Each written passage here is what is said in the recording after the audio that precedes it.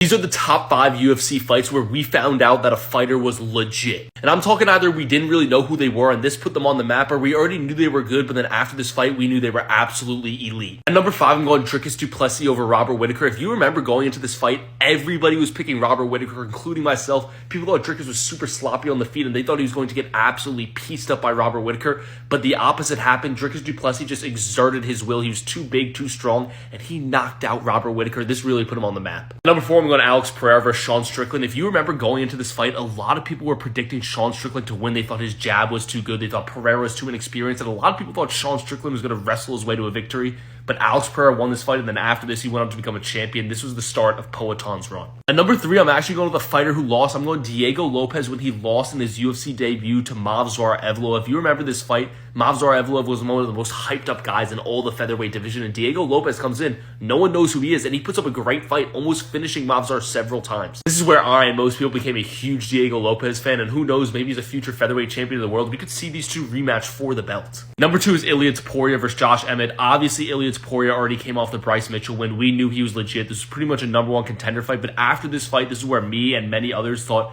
this guy might be the best fighter in the entire world. One of the most dominant striking decisions we have ever seen. And at number 1, no doubt in my mind, is Merab Dvalishvili when he destroyed Peter Yan 50-45. A lot of people, including myself once again, thought Peter Yan was a stylistic nightmare for a guy like Merab Dvalishvili who really relied on takedowns and holding guys against the fence. And Peter Yan had this great takedown defense. He was seen as a better striker. I thought Peter Yan was going to destroy Merab, but no, Merab put on maybe the best bantamweight performance in UFC history, and now he's on his way to become the greatest bantamweight of all time.